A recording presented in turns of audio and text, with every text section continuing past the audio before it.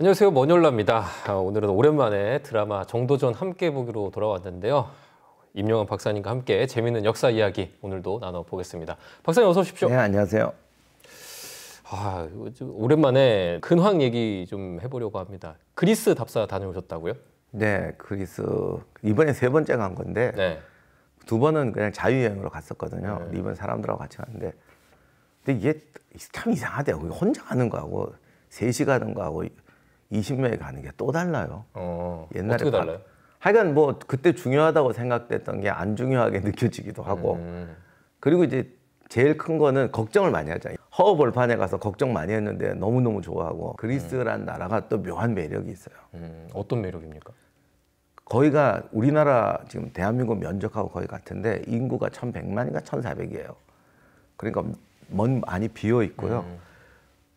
어떻게 보면 고대의 모습을 그대로 가니까 변한 게 없어요.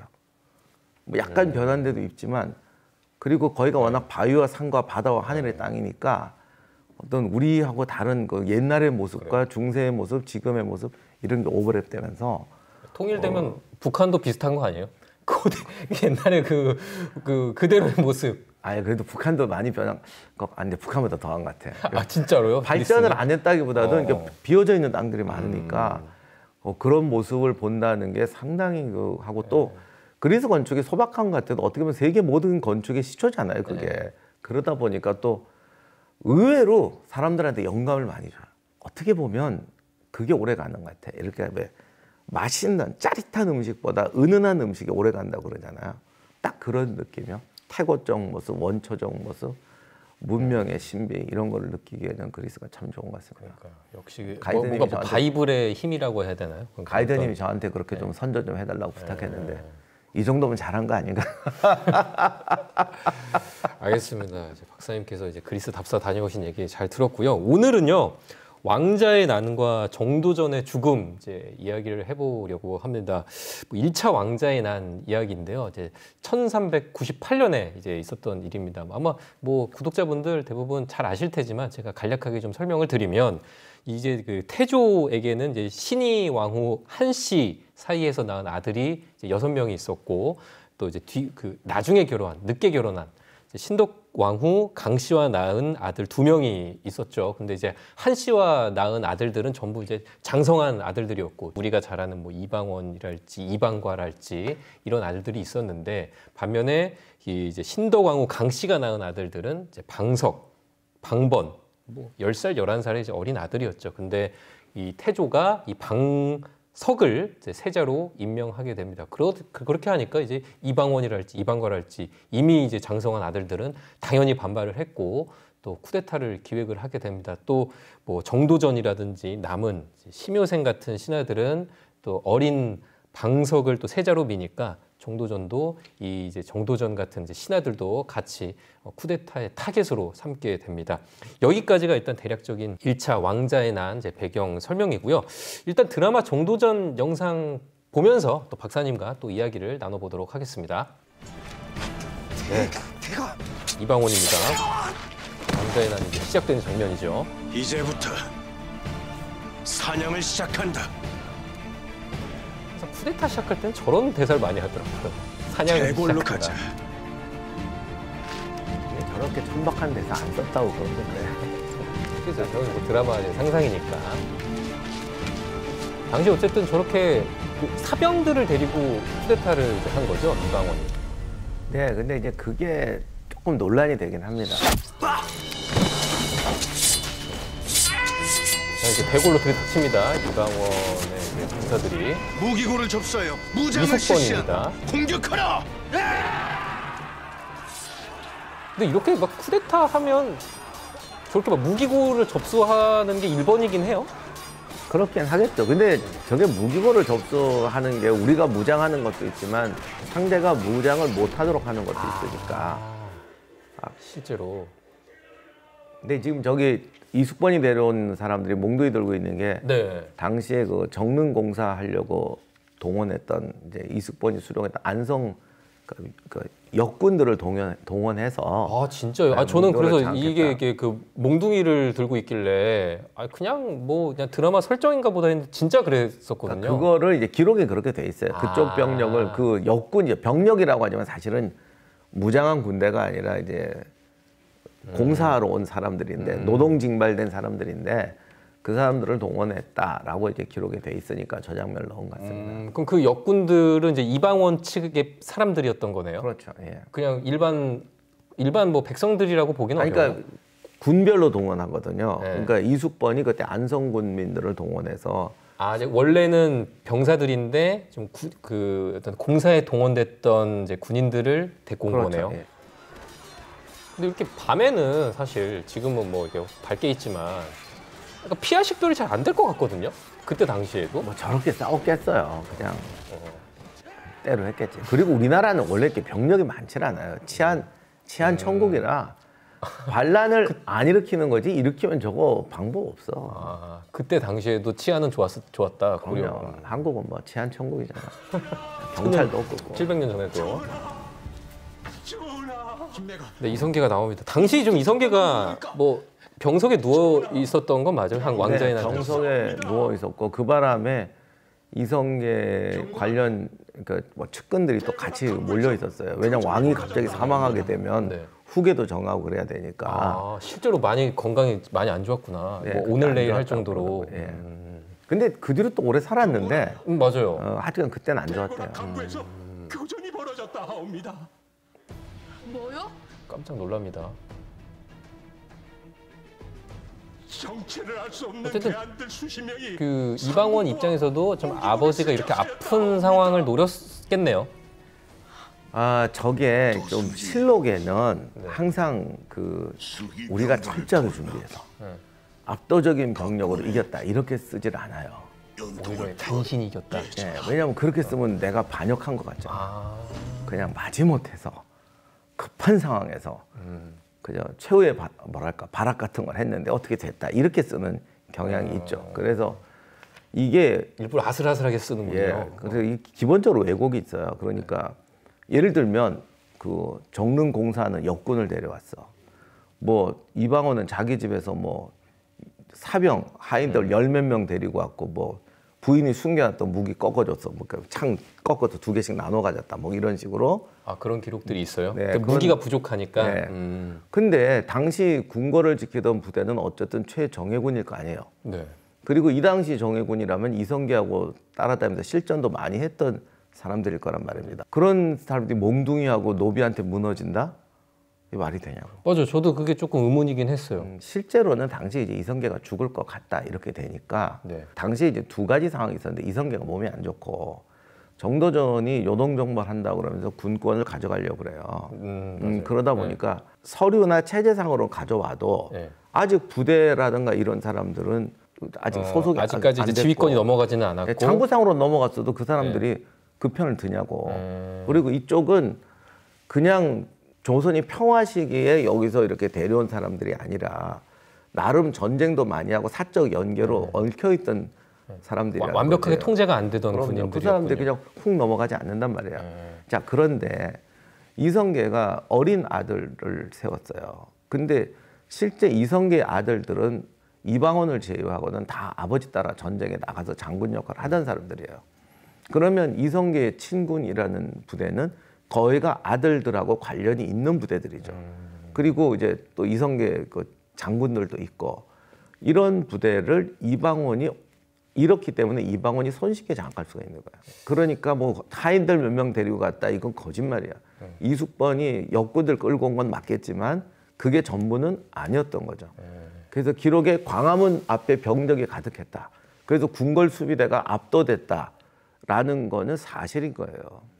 그러니까 이제 이방원 측의 병력들의 질이 굉장히 좋았을 그렇죠. 거예요. 그러니까 사실 서울에 있던 이성계의 제일 강력한 친위 사단이 네. 통으로 왕자들의 편에 이방원과 한시 소생 왕자들의 손에 넘어간 거고. 기존에 이성계에게 충성하던 이제 병사들 군인들도 이방원 측에 붙은 거네요. 예, 제가 그 얘기 여러 번 했지만 카이사르 같이 똑똑한 사람도 그 실수하는데 군에 가서 전쟁을 함께 겪은 사람은 전쟁터에서 맺은 인연 이 가장 강렬하고 끈끈하다고 생각해요.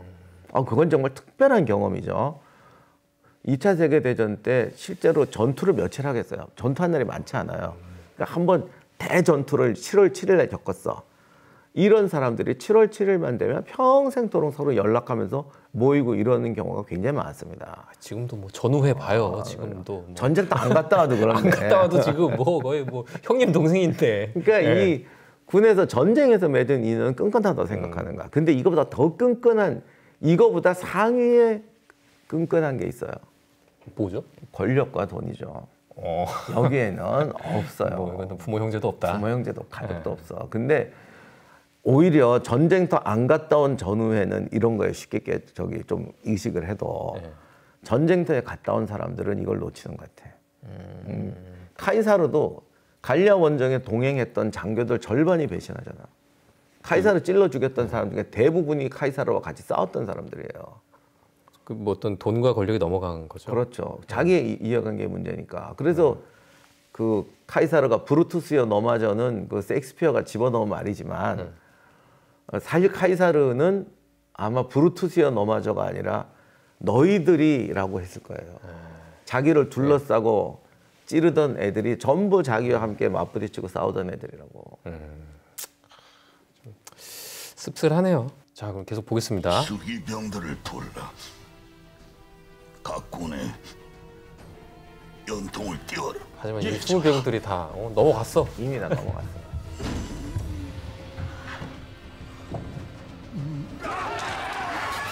그리고 실록에서 절대 안 한 얘기가 하나 있는데 궁궐 수비대는 한 개의 부대로 두지 않습니다. 서로 견제하기 위해서 두 개의 부대를 두거든요. 근데 한 개 부대가 이미 넘어갔어요. 당시요. 네, 발랑구 편에 섭니다. 그러면 따로 견제할 수는 있잖아요. 다른 부대들이. 그쪽은 내통을 했으니까. 내통을 했고 견제 안 했던 부대가 이제 박위라는 대마도 정벌을 했던 박위가 지키던 부대였는데 박위 입장에서 보니까 뭐 상황도 이상하고 너무 적도 병도 많고 그래서 협상하자고 해서 불러 나갔다가 살해돼요. 이방 원칙에. 그렇게 되니까 이제 궁궐 수비대가 그냥 무너지는 거죠.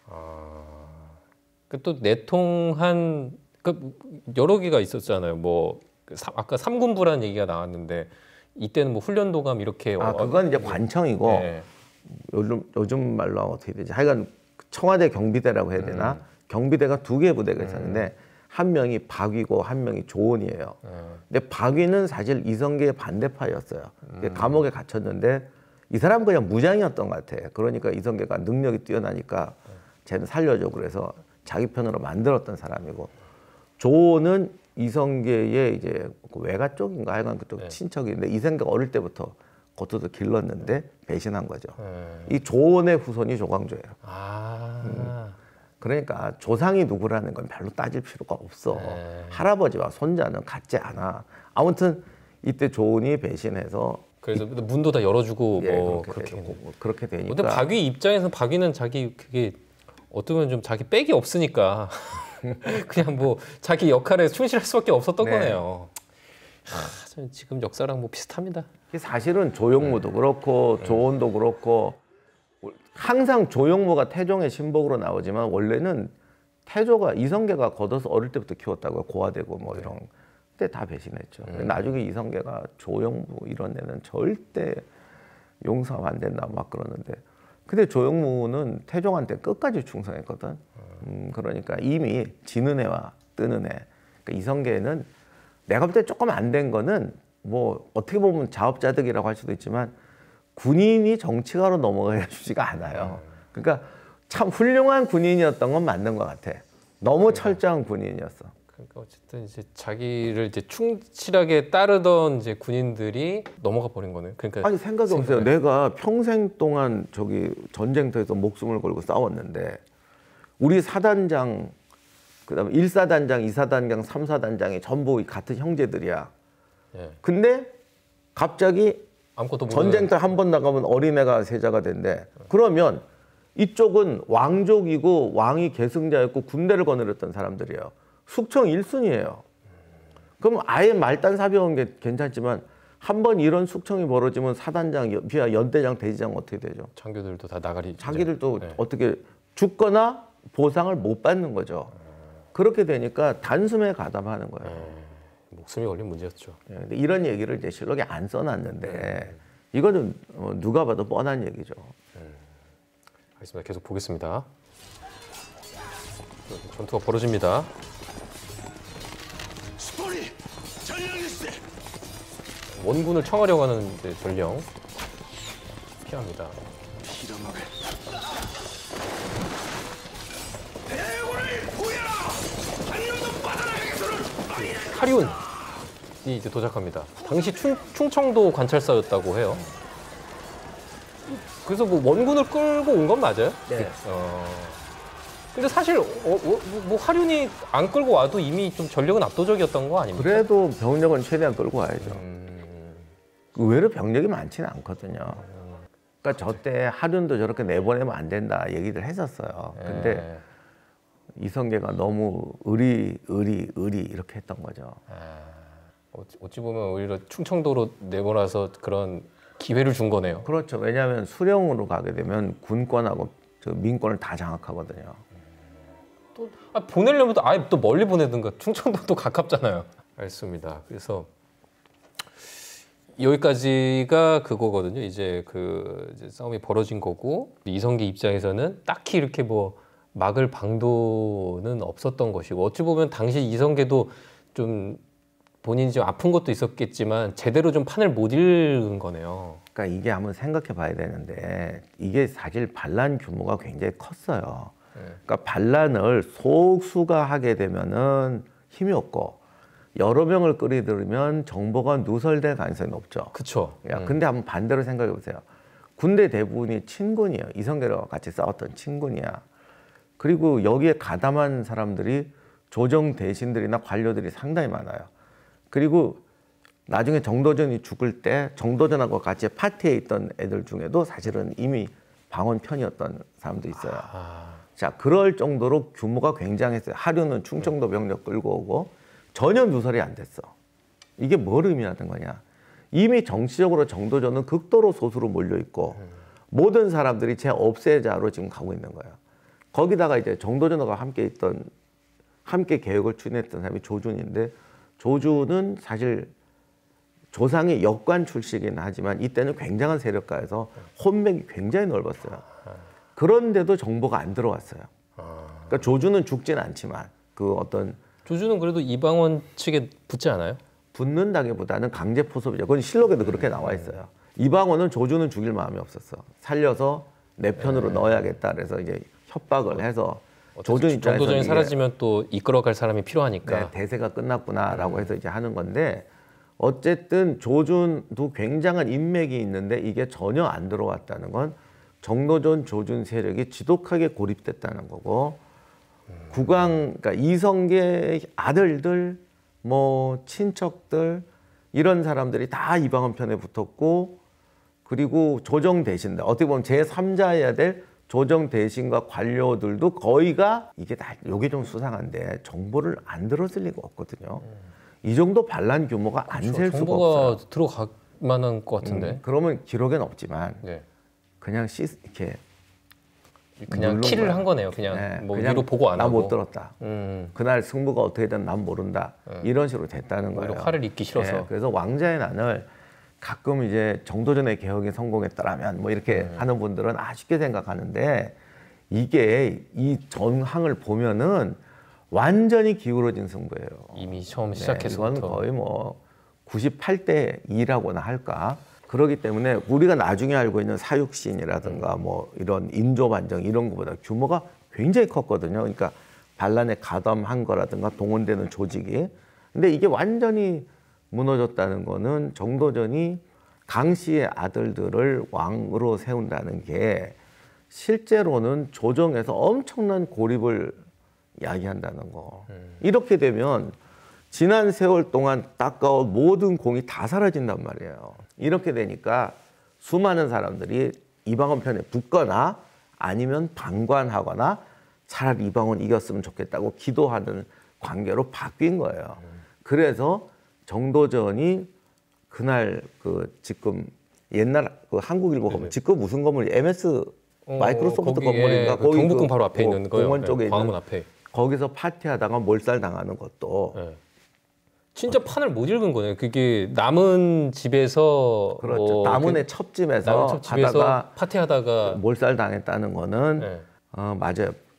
판도 못 읽은 거고 정보망도 완전히 고립됐던 거죠. 근데 중요한 건 잘 말씀하셨는데 그렇게 고립됐으면 판을 읽어야 되는데 그 판을 못 읽었다는 거는 뭐랄까 어떤 자기가 역시 어떤 걸 탐욕이든 혁명에 대한 열정이든 사명감이든 좋게 보든 나쁘게 보든 뭔가 내가 큰 일을 해야 된다는 것에 대해서 집착하다가 판을 못 본 거지. 방심을 또 했을 수도 있고. 네. 알겠습니다. 이제 영상 좀 이어서 보겠습니다. 이방원이 그 정도전과 이제 대화를 나눈 장면인데요. 이제 남은의 이제 집에서 결국 이제 이방원과 정도전이 대면하는 장면입니다. 한 가지 제안을 하겠소이다. 혹 지금이라도 이 사람의 신하가 될 의향은 없으시오? 지금 노웅을 하자는 것이니 약간 드라마의 약간 상상력이 이제 가미된 내 비록 그대의 장면들이죠. 당녀들과 자식들을 죽이긴 하였으나 그대와 내가 힘을 합치기 위한 희생이라고 생각해도 문제가 안 될 것이오. 그만하거라. 당시에 정도전 그대의 아들들을 다 노동정벌, 죽였잖아요. 이방원이. 사병혁파, 숭유억불, 병농일치, 중농, 민생, 민본, 그 밖에 그대가 떠드는 모든 것들 다 받아들이겠소이다. 허니 그 핵에 망측한 재상 정치만 포기하시오. 더는 나를 지옥스럽게 만들지 마라. 대엽이 목전에 와 있다 하지 않았소이까? 신하가 나라를 다스린다는 망발만 처리하시오. 자존심만 버린다면 대엽을 성취할 수 있소이다. 그대가 누구요? 대엽에 미쳐있던 사람이었소. 자존심 때문이 아니다. 재상 정치 없이는 민본의 태업이 불가능하기 때문이다. 어째서 그렇습니까? 임금은 이 씨가 물려받았지만 재상은 능력만 있다면 성씨에 구애받지 않는다. 나 같은 정씨, 조씨, 강씨, 최씨, 박씨 이 나라의 성씨를 모두 합쳐서 뭐라고 하는지 아느냐? 뭐라고 합니까? 백성이다. 왕은 하늘이 내리지만 재상은 백성이 낸다. 저 대사는 쓴분한 데는 죄송하지만 정말 궤변에다가 다스리는 나라는 궤변 수준입니까? 다스린 나라보다 그 좀 너무했다. 가깝고 저게 이제 70년대 논문 보고 저렇게 쓴 더 건데. 안전한 것이다. 옛날에는 저렇게 실제로 해석하기도 했었어요. 일단 재상 예, 정치라는 그 거에 뭐 대해서. 왕권론, 신권론이 저기서 나온 건데 뭐 지금도 그거 믿는 분들 많지만 저는 완전히 잘못된 프레임이에요. 그게 좀 어떤 면에서 좀 잘못됐는지 더 좀 설명해 주실 수 있을까요? 원래 저게 일본인 학자들이 저기 한 건데 메이지 유신 할 때 일본은 봉건 국가였잖아요. 네. 그러니까 이제 천황을 중심으로 이렇게 국가 체제를 만들어야 된다는 것과 실제로 국가의 무력을 가진 우리로 하려면 제후라고 해야 될까 다이묘들이 있었단 말이에요. 그런 정치 틀에서는 뭐 왕권, 신권, 천황 중심으로 할 거냐, 뭐 막부와 다이묘 세력들의 연합체를 할 거냐 이런 게 돼요. 왜냐하면 그게 하나의 단위 국가 사이에서 뭉치는 거니까. 근데 우리는 이미 중앙 집권적 국가란 말이에요. 그러니까 왕권 신권론이라는 거는 설명이 안 돼요. 그 자체가. 그때는 조선의 국가 시스템이라든가 어떤 국가의 메커니즘을 잘 모르는 상태에서 그냥 왕하고 신하랑 뭐 싸우고 대립하고 뭐 이거는 우리 해야 됩니다. 이런 거를 가지고 왕권 신권이라고 잘못 생각했던 거지. 이거는 일본인 학자가 자기네 정치 틀을 조선에 집어넣었고 그리고 그 중에는 뭐 진짜 식민사학이라고 할 만한 어떤 일본은 근대화했는데 조선은 왜 근대하지 못했느냐. 일본은 천황을 중심으로 해서 근대 국가를 만들었는데 니네는 못 만들었고 왕권이 약했기 때문이다. 뭐 이런 식으로 하면서 나왔기 때문에 이제 그 어떻게 보면 일본의 프레임을 알면서도 한국에 억지로 집어넣은 건데 그게 어떻게 또 이상하게 와전되는. 근데 왜 재상 정치라는 단어로 탄생을 한 거예요? 정도전이 그런 말을 하긴 했지. 재상의 권력이 어떠해야 된다. 재상은 어떤 권력을 줘야 된다. 뭐 이런 얘기를 하긴 했는데 그 부분에 대해서는 물론 그런 건 있어요. 그게 갈등의 큰 원인이 될 수는 있어요. 왜냐하면 전체 국가 체제의 문제가 아니라 작은 것 갖고도 싸움은 나잖아요. 그러니까 뭐 하나 통한 쪽 때문에 사람을 죽인 일도 발생하잖아. 어떻게 말다툼 하나 때문에도. 그러니까 왕하고 재상 어떤 관계에서 왕의 권력 행사를 어떻게 결정하느냐는 건 굉장히 중요한 요인이긴 한데 실제로 조선이라는 나라가 진행될 때는 왕과 재상이 적절하게 역할 분담을 했고 정도전도 그 부분에서 완전히 왕은 허수아비고 재상이 다 해야 된다 이렇게 말한 건 아니었습니다. 근데 이게 자꾸 그렇게 와전이 되더라고. 또 마치 또 그런 재상 정치가 잠깐 드라마에서도 뭐 이렇게 묘사가 됐지만 마치 다 백성을 위한 뭐 진짜 그랬다면 어느 왕이 참겠어요. 넌 허수아비를 써. 내가 다 할게. 그런 게 통하겠어 그게? 저건 뭐 이제 드라마상의 어떤 이제 묘사고 사실상 당시 어떤 그러면 정도전이 꿈꿨던 정치 체제도 그렇게 막 뭐 백성을 위하고 뭐 이런 어떤 정치 체제는 아니었던 건가요?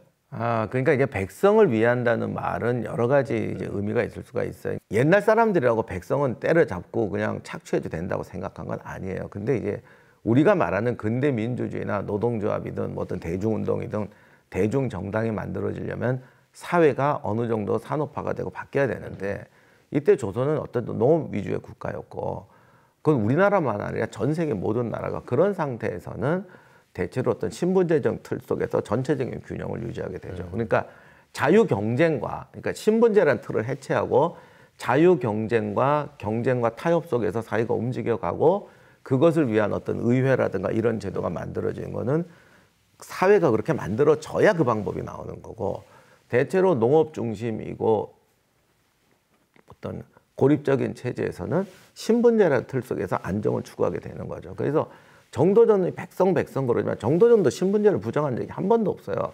이 신분제라는 틀 속에서 어떻게 해야 각 계층이 잘 살 수 있느냐. 한쪽이 한쪽을 무한 착취하는 게 아니라 서로 균형을 맞춰서 물론 이 균형은 우리 기준에서 보면 불균형이지만 어쨌든 그런 불균형 속에서도 균형을 가지고 살아갈 수 있냐 이 체제를 고안했던 거죠. 그러니까 그것을 너무 비난할 것도 없지만 너무 근대적으로 생각할 필요는 전혀 없죠. 그렇죠. 또 뭐 고려에 비해서 어느 정도 조금은 이제 발전된 체계를 이제 생각했던 거는 맞지만 그것이 마치 뭐 정말 뭐 현대 뭐 민주주의 네, 뭐 같은 현대 어떤 그런 개념까지는 이제 아니라는 거죠. 계속 영상 보면서 얘기하겠습니다. 이 나라의 주인은 군왕이요. 틀렸다. 나라의 주인은 백성이다. 저런 대사까지. 하면 그대가 생각하는 나라의 임금은 뭐요? 백성을 위해 존재하는 도구. 너무 좀 나갔죠?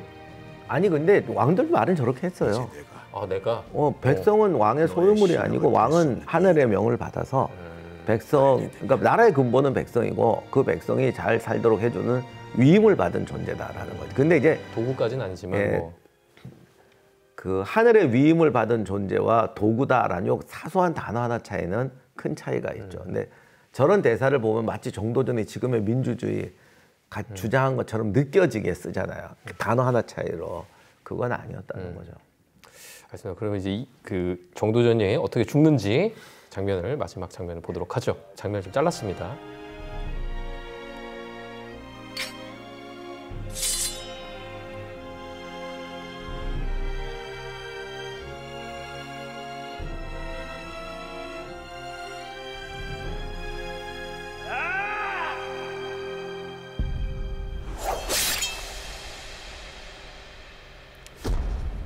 참 드라마에서 이렇게 사람 죽일 때 저렇게 한 큐에 하지만 쉽지 않잖아요, 저렇게. 저렇게 이방원이 직접 하지도 않았고.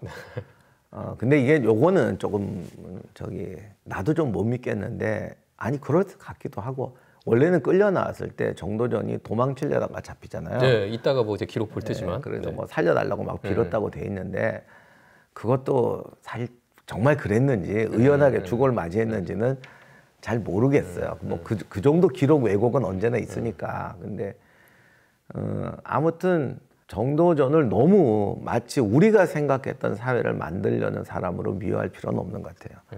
그러니까 그 사람이 훌륭한 사람인 건 맞지만 우리가 생각하는 방법은 아니라는 거죠. 이제 이방원 입장에서는 정도전을 살려두기는 좀 어려운 상황이었던 건가요? 이미 그 정도전의 개혁안의 80%는 이방원 측도 다 동의하는 거예요. 나중에 이방원이 개혁하고 뭐 나중에 세종대로 가지만 뭐 그런 등등은 다 동의하는 것이고 이방원의 재상론이라는 거는 실제로 예를 들면 권력 분담을 어떻게 하는 구체적인 게 아니라 어떤 큰 틀이었거든요. 결국 왕과 재상이 협의해서 가는 체제는 끝까지 갔어요. 그러니까 이게 말하고 좀 실제가 다른 게 예를 들면 왕과 백성은 서로 함께 공존해야 되는 것이다 라고 말을 옛날에도 그렇게 말해. 근데 그 공존의 내용은 좀 다른 거죠. 공존, 그래, 왕, 나 옆에 있을게. 같이 밥 먹자고. 조선시대 이렇게 못해요. 그걸 공존이라고 안 해. 근데 저 밑에 무릎 꿇고 있으면서 이렇게 뭐 머리 쪼아리고 있는 걸 우리들은 또 그걸 공존이라고 안 하죠. 그러니까 단어에 속지 말자. 알겠습니다. 그렇다면 정도전 이제 죽음에 대한 이제 조선왕조 실록 기록을 한번 읽어 보겠습니다. 이것이 소동이니 곧 남은 첩의 집입니다. 남은 첩의 집에 이제 모여 있었죠. 이제 정도전과 이제 그 일파들이 정한군이 말을 멈추고 먼저 보졸과 소근 등 소근은 사람 이름이죠. 하인이었던 것 같아요. 하인 등 시빈으로 하여금 그 집을 포위하게 하니 안장 갖춘 말 두서 필이 그 문 밖에 있고 노복은 모두 잠들었는데 정도전과 남은 등은 등불을 밝히고 모여 앉아 웃으면서 이야기하고 있었다. 판세를 잘못 읽고 있었던 거죠. 웃으면서 이야기하고 있었다니. 소근 등이 지게문을 엿보고 들어가지 않았는데 갑자기 화살 3개가 잇따라 지붕기와에 떨어져서 소리가 났다. 소근 등이 도로 동구로 나와서 화살이 어디서 왔는가를 물으니 숙번이 말하였다. 내가 쏜 화살이다. 소근 등으로 하여금 도로 들어가 그 집을 포위하고 이웃집 3곳에 불을 지르게 하니 정도전 등은 모두 도망하여 숨었으나 심효생, 이근, 장지화 등은 모두 살해를 당하였다. 도전이 도망하여 그 이웃의 전 판사 민부의 집으로 들어가니 민부가 아뢰었다. 배가 볼룩한 사람이 내 집에 들어왔습니다. 정도전이 좀 살이 쪘었나 봐요. 네, 배가 불룩했다고 그러더라고요. 정한군은 그 사람이 도전인 줄을 알고 소근 등 4인을 시켜 잡게 하였더니 도전이 침실 안에 숨어 있는지라 소근 등이 그를 꾸짖어 밖으로 나오게 하니 도전이 자그마한 칼을 가지고 걸음을 걷지 못하고 엉금엉금 기어서 나왔다. 소근 등이 꾸짖어 칼을 버리게 하니 도전이 칼을 던지고 문 밖에 나와서 말하였다. 청하건대 죽이지 마시오. 한마디 말하고 죽겠습니다. 죽이지 말라는데 또 말하고 죽겠다고 하네요. 그러니까 소근이라는 지금 여기 기록을 보면 정말 무슨 10명이 포위한 것 같은데 네. 10명에서 저희를 다 어떻게 합니까? 그러니까 소근 등, 그러니까 소근이라는 사람 아마 태종의 하인이면서 그 경호원 같은 사람이었겠죠. 그래서 저 10명이라는 건 실록은 거짓말은 안 하지만 잘 안 하지만 이제 다 설명을 안 하죠. 그러니까 요즘 말로 하면 중간 지휘관이라고 할 것, 그러니까 뭐 이런 거지. 다른 사람이 이렇게 서 있고 그 중에서 선발대 10명이 들어가는 건데 저 기록만 보면 10명이 병력의 전부였던 것 같죠. 그런 게 아니라는 거예요. 그래서 아마 이런 거 잘하는 애였겠죠. 그러니까 들어가서 잡아내니까 소근이 보고 죽이지 말라고 날 정한군 앞에 데려가라. 소근대가 정한군의 말 앞으로 가니 도전이 말하였다. 예전에 공이 이미 나를 살렸으니 지금도 또한 살려주소. 예전에 살렸던 거는 어떤 때를 그거는 얘기하는 거예요? 이제 이성계 낙마 사건 때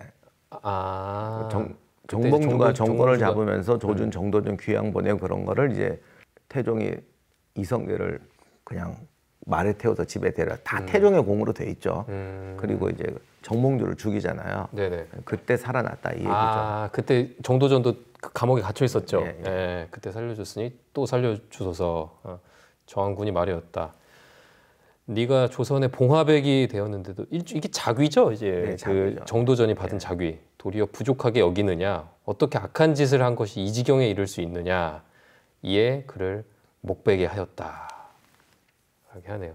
근데 지금 이 묘사들을 보면 정도전을 되게 비굴하게 묘사하잖아요. 네. 근데 아까도 잠깐 이제 박사님 언급하셨습니다만 실제로 그랬을까요? 이게 어쨌든 좀 정도전을 좀 안 좋게 그리려고 이렇게 좀 왜곡한 것도 있지 않을까라는 생각도 들거든요. 저렇게 한 줄만 말했겠냐고. 그러니까 엄청 길게 얘기했겠지. 예, 뭐 이런 얘기들을 예. 한 챕터만 뽑아서 쓰는 거죠.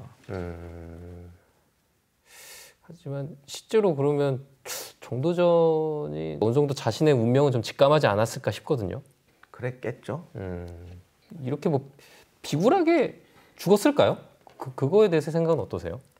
아니 이제 대사만 가지고야 저게 비굴한지 아닌지 알 수가 없는 거죠. 그리고 뭐 엉금엉금 기어서 나왔다고 하고 우리나라 문은 그렇게 높질 않아서 그리고 그때 뭐 활살도 날라오고 그러면 엎드려서 나올 수도 있는 거죠. 아닐 수도 있는데 그 우리는 주로 활이잖아. 그러니까 서서 나오면은 활에 맞을 수가 있으니까 그랬을 수도 있고요.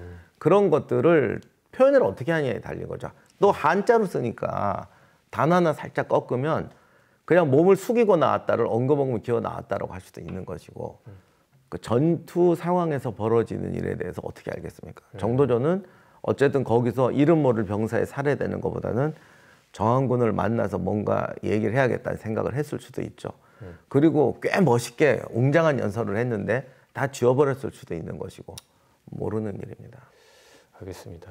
오늘 좀 이 정도전 함께 보기는 이제 좀 정리를 해보려고 하는데 이 좀 박사님께서 보는 정도전이라는 인물은 좀 어떨지가 좀 궁금하거든요. 정도전도 그 조선을 이제 개국하는데 건국하는데 한 획을 그었던 사람이었던 건 맞잖아요. 근데 이 대중들에게 이제 정도전이 알려져 있는 거는 개혁가 이렇게 알려져 있기도 하고 그런데 여기에 대해서 뭐 오해도 어느 정도 뭐 있는 것 같기도 하고 그렇습니다만 박사님께서는 좀 어떻게 그 정도전이라는 인물을 평가하시는지 궁금합니다.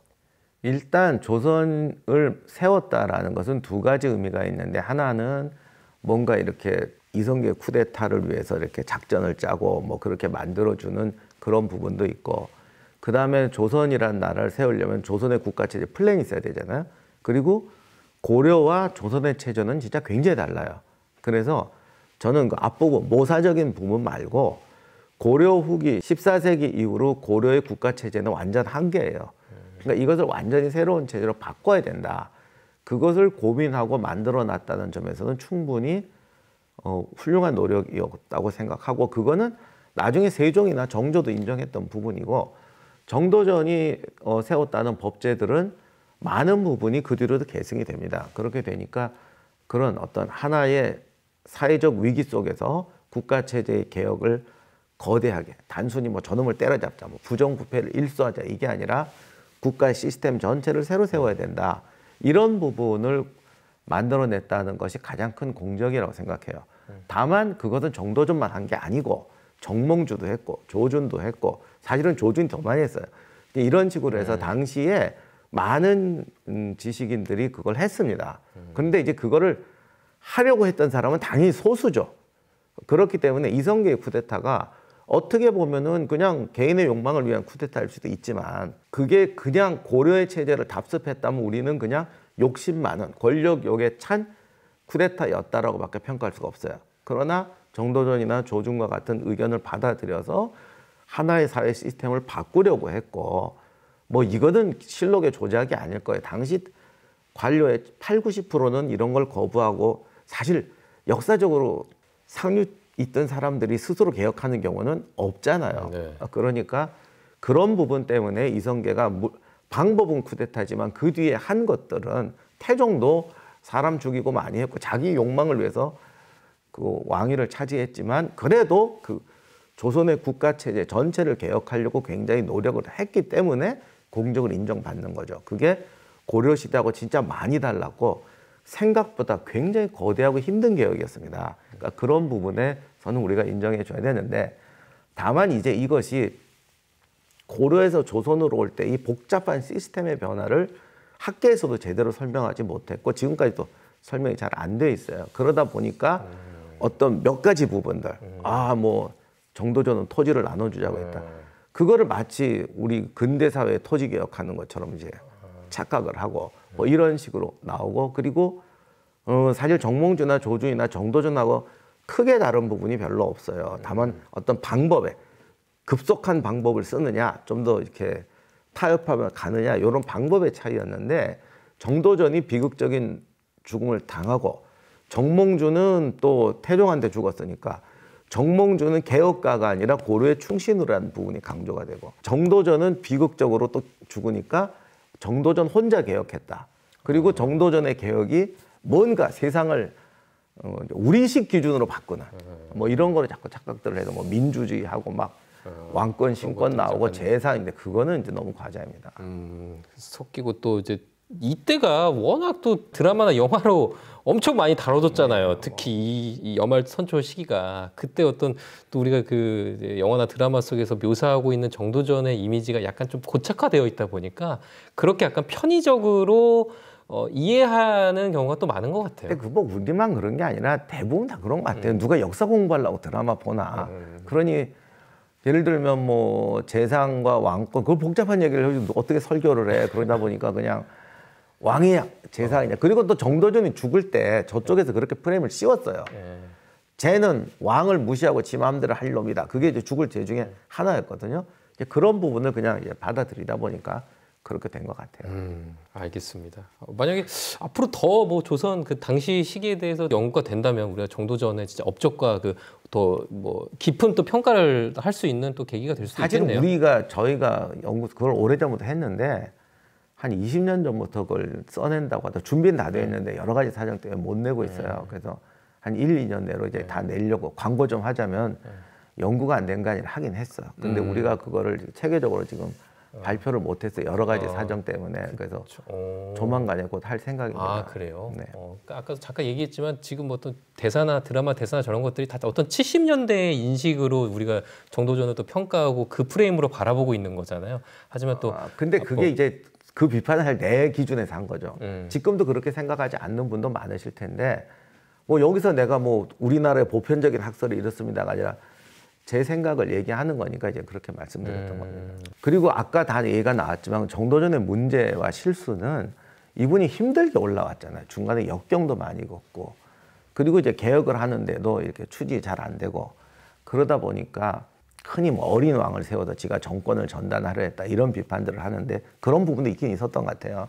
근데 무엇보다도 스스로 고립되고 정치라는 건 결국 다른 사람을 포섭하고 그들을 내 편으로 만들어야 되는 건데 점점 코너에 몰리고 또 일부러 그렇게 몰아갔던 것 같아. 그러다 보니까 결국은 좋아. 우리 팀을 모아서 니네들 제끼고 우리가 마음대로 하겠어. 이렇게 가면서 스스로 고립화되는 걸 자처해버렸죠. 그게 저렇게 허무하게 왕자의 난으로 쓰러지게 되는 결과를 초래했던 것 같습니다. 좀 뒷심이 부족했던 것 같아요. 정도전이. 뭐 하여간 모르겠어요. 했는데. 알겠습니다. 드라마 정도전 함께 보기 참 많은 분들이 저희 사랑해 주셨는데 오늘 정도전의 죽음을 끝으로 이게 함께 보기는 이제 마치려고 합니다. 근데 대신 뭐 다른 드라마 저희가 징비록이라든지 또 뭐 무인시대라든지 여러분들이 댓글로 남겨주신 다양한 또 KBS 사극 또 임영환 박사님과 함께 보고 또 재미있는 역사 이야기 나누도록 하겠습니다. 앞으로도 좀 많은 성원 좀 부탁드리고요. 박사님 오늘도 고생 많으셨습니다. 감사합니다. 네, 감사합니다.